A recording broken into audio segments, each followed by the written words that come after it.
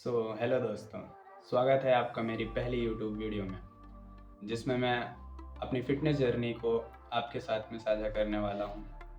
मुझे जो भी नॉलेज है फ़िटनेस का, वर्कआउट का, न्यूट्रिशन का, इवन मेरे जो भी एक्सपीरियंसेस रहे हैं, वो सब आपके साथ में शेयर करना है और साथ में ही उसे अपग्रेड करना है। बेसिकली आप लोग ये तो समझ गए होंगे कि मैं किस टॉपिक में वीडियोस अपलोड करने वाला हूँ, ऑब्वियसली फिटनेस में।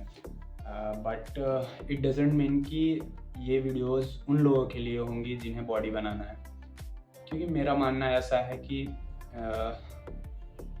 फिट रहना तो हर कोई चाहता है, हेल्दी रहना सबके लिए ज़रूरी है। कौन नहीं चाहता कि वो फिट रहे। कॉज रीज़न ये है कि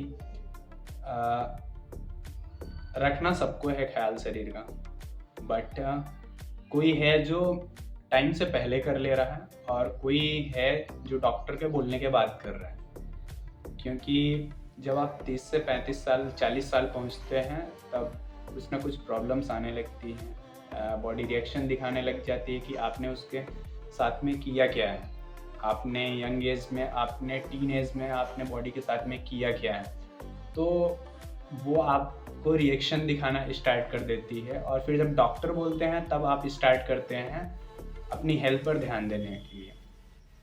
तो अगर आप टाइम रहते ही अगर आप ये कर ले तो शायद आपको ज़रूरत नहीं पड़ेगी, क्योंकि बात वही है, करना सबको है। इवन हर कोई चाहता है फिट दिखना, हर कोई चाहता है कि गुड लुकिंग हो, बिकॉज फिटनेस से आप गुड लुकिंग भी होते हो, इवन मेंटली भी आप बहुत स्ट्रांग होते हो। क्योंकि अगर आप खाने पीने में आप ध्यान दोगे तो, क्योंकि हमारे जितने भी ऑर्गन हैं, जितने भी हमारे मसल हैं, जितने भी हमारे सेल्स हैं, उनको कुछ ना कुछ तो न्यूट्रिशंस चाहिए होती हैं और उनको बराबर फंक्शन के लिए।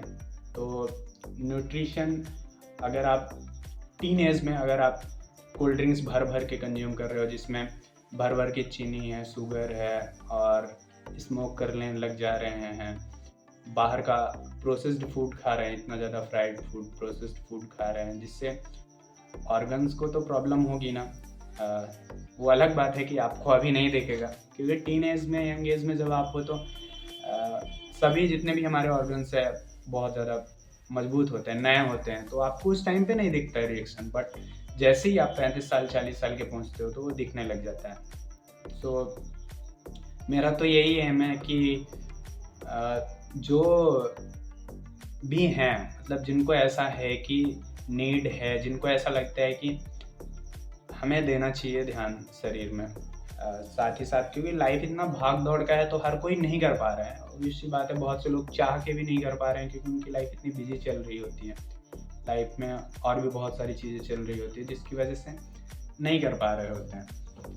बट अगर किया जाए तो किया जा सकता है, क्योंकि आपको ज़रूरी ये नहीं है कि शरीर को क्या देना है।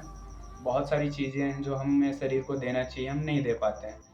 बट उससे भी ज़्यादा ये ज़रूरी है कि जो शरीर को नहीं चाहिए आप वो मत दो, तो बेहतर होगा। तो मेरा तो यही है कि एक्चुअली मैंने यूट्यूब में वीडियोस बनाने का सोचा भी यहीं से कि कुछ दिनों पहले मैंने स्टार्ट किया इंस्टाग्राम में रील पोस्ट करना। जब मैंने 10 से 12 रील पोस्ट किए, देन मैंने एनालाइज़ किया, उन रील्स को एनालाइज़ किया, खुद से एनालाइज़ किया, तो मुझे ऐसा एहसास हुआ कि क्या मैं इन रील्स के ज़रिए लोगों को इंस्पायर कर पा रहा हूँ? क्या लोग इन रील्स की वजह से इंस्पायर हो रहे होंगे? कुछ वो सीख रहे होंगे, उनके कुछ हेल्प का है? The answer is no.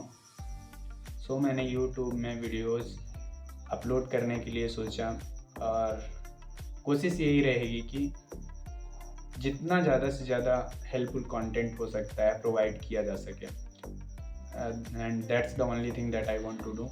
And मिलते हैं अगली वीडियो में, तब तक के लिए take care and good bye.